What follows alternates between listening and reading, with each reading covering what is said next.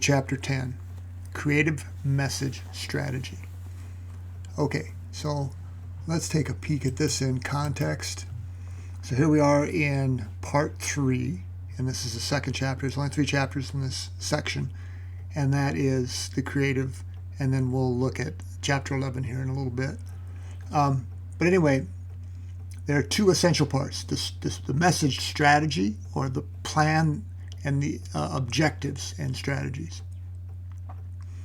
So if you want to think of strategy as, it's definitely goals, but it goes to kind of a big picture. All right, and so don't get confused by it being just a goal. It is part of a whole, a vital part of a whole. Let's look at the creative message strategy. So I'm just going to read this a little bit. The set of objectives and methods or tactics, so daily operational things, used to create and disseminate. Disseminate is just a fancy word for pushing it out. It's in everybody's hands. It's in front of them. If you disseminate cookies, it means you give everybody a cookie. Okay, relevant and resonating. So resonating means, and make sure you look up these words. I'm just doing this time because it's slightly unusual, but you should understand what these mean. But resonate just means you pay attention. It means something to you. It's a resonant message, okay, to customers and potential customers. So here's where that right there, that first line should be very instructive as to, we need to know who we're talking to. Who is our target market? Hands down, that guides everything as far as resonating and relevant. It might be only you or I might see an ad that I don't get it. Well, that might be on purpose because we're not part of that target market, and it's not meant to resonate or be relevant to us. So where the advertising and branding battle is usually won or lost. So this is at the point of the sword, the sharp part. This is where the battle is won or lost. And remember, where real creativity exists is getting attention. Attention that informs, persuades. It goes right back to chapter 1. Are we informing? Are we persuading? And they might be different at different times. So it might be pushed one direction or another, given the circumstances. Where creatives get into the minds of the consumer. Again, we're trying to influence people. This is like you trying to, think of it as a selling proposition where you're talking to someone, you're asking for a job. Number one, they got to know who you are, but number 2, you got to make the case. So why should I pay attention to you? What do you bring to the game that's going to make me want to pick you? Because there's lots of offers for pretty much everything. And here, so where advertisers merge their understanding of the culture, mind, and brand of the target market and the product as it works together. So this is understanding 2 things: the characteristics and fundamental attributes of the product and how it fits to the target market. So people that put themselves into the minds and culture of their audience members and anticipate their responses achieve the best outcome, selling the advertised brand. That's the outcome. Ultimately, it has to sell in some shape, manner, or form.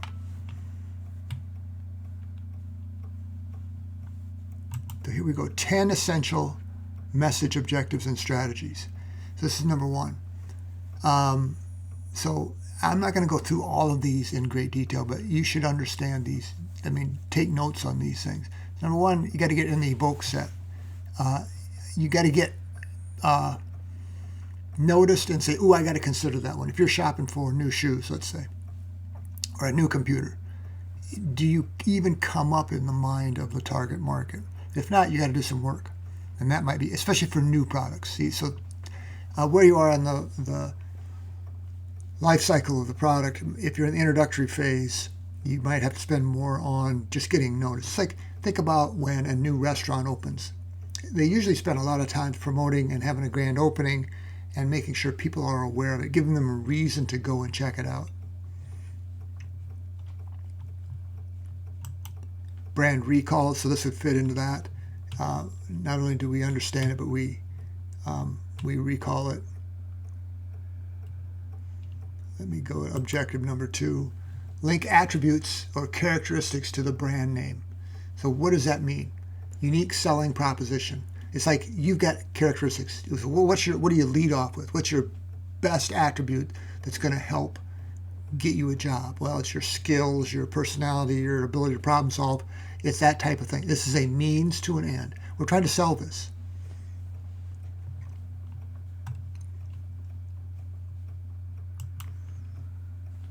Persuade. Remember, I usually say it in order: inform, persuade. But whatever order you want to put this in is perfectly fine. Possesses usually more logical arguments to engage the consumer.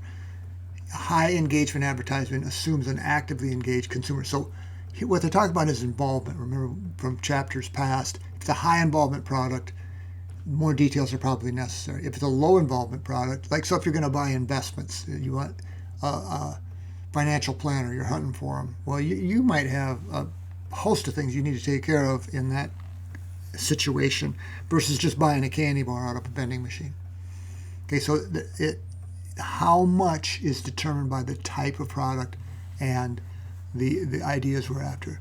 And understand this, logical arguments are like facts, figures, numbers.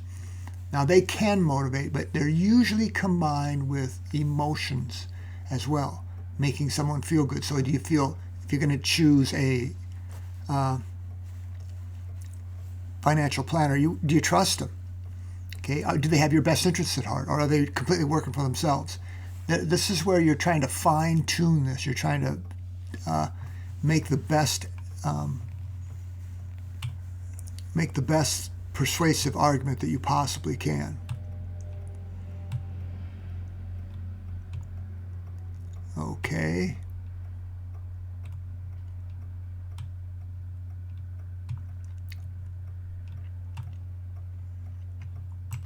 Number 4, a feel-good ad. So this is what I was talking about with emotion. Leveraging the tendency for humans to distort information in favor of liked brands. So you're seeing, if you like Nike and just love it, you only wear that. You got pre and post exposure tests. So the feel good it's the emotional appeal. And so where does it use? Eager creatives. You've got creative people that are on staff that can really make this happen. How does it make you feel? And you tend, in the consumer goods world, you tend to buy things that make you feel good. Cluttered media environments. I don't know what media environment isn't cluttered at this point. But you got to be aware of unanswered questions when you create emotional things. Okay. The scare the consumer into action. Okay, so fear-based, this can work. You got to be careful in using this, but it can be very powerful. When should you buy life insurance? Why do you buy life insurance? I'm going to tell you right now, if you have a life insurance policy on yourself, you're never going to collect. Somebody else is going to collect. But why do that? Well, you've got kids, you've got a wife, a husband, a family. You want to take care of them if something bad happens to you. That's fear-based. Okay, it can be very effective under the right set of circumstances. And there's good examples in the book. Inducing anxiety. That might be another way to think about. And they give you example: texting while driving, not wearing a seatbelt, binge drinking. This is used. Okay, so it's kind of negative advertising. Image ads. Way more on the visual side. You don't need to say a lot. The images make for themselves the case.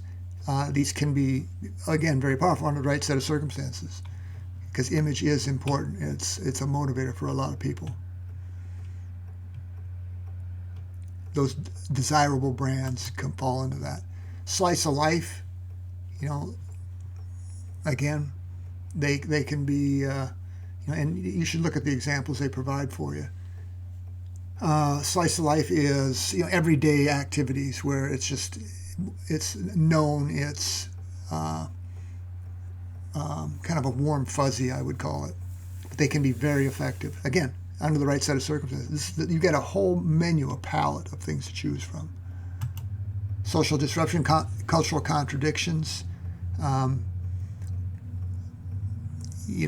again, this can be, so identify a point at which social fabric is frayed and suggest that your brand gets it and it's the unofficially sanctioned brand of the counterculture. It's like, and this goes back to the 1960s when they had, hippies and protesters and stuff. They were called the counterculture. And it's kind of the appeal of being or appearing different to everybody else, the hip side of things. And it can work. But again, who's your market? If they're a counterculture, you maybe speak to that and have it do the good things for you. And number 10, transformational ads, expectation, change the mood. Something new is coming. It's again, that can be a potent way to do things. Here's some examples. So it can be extremely powerful due to a merging of ad and brand experience, fosters long-term commitment, ring false and hurt the brand. You got to be careful. Ethical issues. You don't want to overdo this. Again, if it's not believable, nobody's going to react to it anyway. So that gives you the 10. I did that very quickly.